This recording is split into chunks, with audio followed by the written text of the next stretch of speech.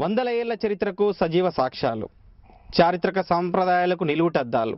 గత పాలకుల నిర్లక్ష్యం కారణంగా వందల సంవత్సరాల చరిత్ర ఉన్న దేవాలయాలన్నీ శిథిలావస్థకు చేరుకున్నాయి. ఇలాంటి వాటిని పునరుద్ధరించి క్రమ పద్ధతిలో పెట్టేందుకు నడుము బిగించాడు ఒక ముస్లిం యువకుడు. ఎవరా యువకుడు, ఏంటా కథ, ఈరోజు స్పెషల్ ఫోకస్లో చూద్దాం.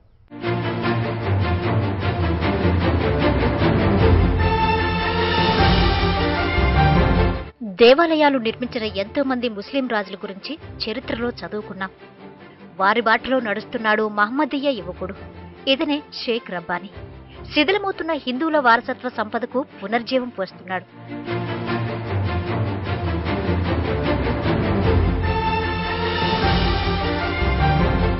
గుంటూరు జిల్లా తుర్కపల్లికి చెందిన రబ్బానీ వృత్తిరీత్యా పురాతన దేవాలయాలను పునరుద్ధరిస్తున్నారు.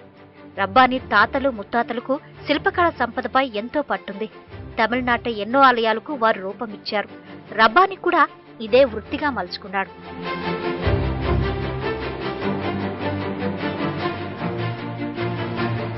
నిజాం నవాబుల కాలంలో నల్లగొండ జిల్లాలో పెద్ద ఎత్తున హిందూ దేవాలయాల విధ్వంసం జరిగింది. ఇది చరిత్ర చెప్పిన మాట. నవాబుల దండయాత్ర మూలంగా ఎన్నో ఆలయాలు శిథిలమైపోయాయి.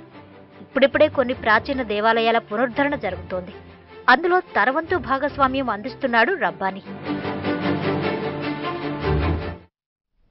మతం ఏదైతేనేం, దేవుడు ఎవరైతేనేం, చేసే పనిలో శ్రద్ధ ఉండాలి. ఇదే రబ్బానీ పాలసీ.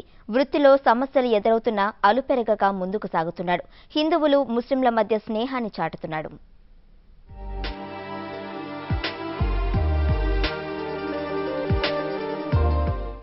ఇప్పటి వరకు 20 దేవాలయాల పునరుద్ధరణ పనుల్లో పాల్గొన్న రబ్బానీ ప్రస్తుతం మరో 15 ఆలయాలకు ఆకృతినిచ్చే పనిలో బిజీగా ఉన్నాడు. ఇతని ఆధ్వర్యంలో 40 మంది కళాకారుల బృందం అవిశ్రాంతంగా కష్టపడుతోంది. అంటే ఇది మా తాత ముత్తాతల కాలం నుంచి ఇదే, మా పూర్వీకుల నుంచి ఇదే వర్క్ సార్.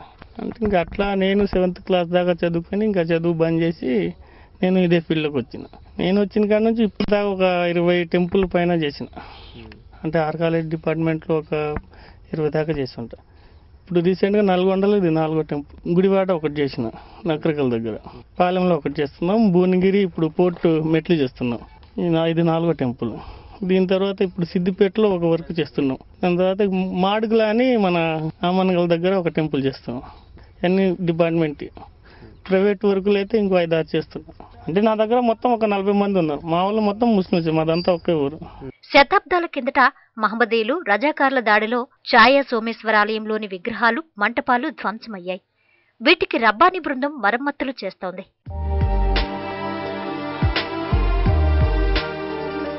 పదిహేను సంవత్సరాల నుంచి గుడి వరకు మొత్తం ఇదే పని, ఇదే వాళ్ళమ్మటి ఇదే చేస్తున్నాను. బాగానే ఉంది. దీంతో పాటు నకరేకల్ సమీపంలోని పాలెం గ్రామంలో లక్ష్మీ నరసింహ ఆలయాన్ని కూడా ఇతనే పునరుద్ధరిస్తున్నారు. ప్రస్తుతం ఆలయ గోపుర పనులు జరుగుతున్నాయి. 50 అడుగుల ఎత్తులో గోపుర నిర్మాణాన్ని చేపడుతున్నారు. రాతి కట్టడంలోనే తలంబరాల మందిరం రూపుదిద్దుకుంటోంది. ఆంజనేయ స్వామి ఆలయం ప్రత్యేక ఆకర్షణగా నిలుస్తోంది. ఈ పనులన్నీ మరో 2 నెలల్లో పూర్తి కానున్నాయి.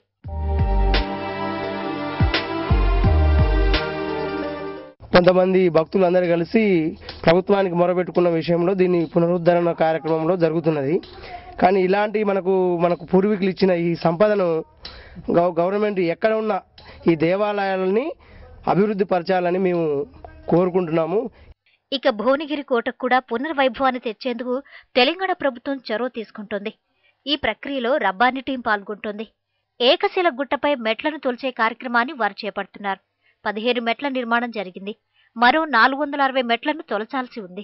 ఇప్పుడు అది ఒక 6 నెలలు 7 నెలలు పడుతుంది అది వర్క్ స్టార్ట్. ఇప్పుడు స్టార్ట్ చేసి ఒక 4 రోజులైంది. ఒక 50 మెట్లు దాకా అయినాయి. అంటే మొత్తం ఒకటే గుండు మీదనే సెట్ చేసి మెట్లు కొట్టుకుంటూ పోవాలి. అది వరకు కొంచెం కష్టం అవుతుంది. మాన్యువల్ అంటే ఇంకా చిన్న చిన్న మిషన్లు ఉన్నా కూడా ఎక్కువ మాన్యువల్తోనే చేయాల్సింది. అది కొంచెం హార్డ్ గ్రానైట్ ఎగ్దాం. 1 కాదు 2 కాదు 20 ఏళ్ల నుంచి హిందూ ఆలయాల పునరుద్ధరణలో పాలు పంచుకుంటున్నాడు. మత సామరస్యాన్ని చాటుతూ నలుగురికి ఆదర్శంగా నిలుస్తున్న రబ్బానీని అంతా మెచ్చుకుంటున్నారు. ఇప్పటికైనా ప్రభుత్వం వందల ఏళ్ల ఘన చరిత్ర ఉన్నటువంటి దేవాలయాల పునరుద్ధరణపై ఫోకస్ పెట్టాలని చాలా మంది కోరుకుంటున్నారు. అదేవిధంగా దేవాలయాల పునరుద్ధరణలో ముస్లిం యువకుడు చేస్తున్న ప్రయత్నాన్ని అందరూ సమర్థిస్తున్నారు. ఇదే కాకుండా భావితరాలకు చరిత్ర సాంప్రదాయాలను అందించేలాగా ప్రభుత్వం చర్యలు తీసుకోవాలనే డిమాండ్ వస్తుంది. కెమెరామెన్ మధుతో అశోక్ రెడ్డి, టీవీ5 నల్గొండ.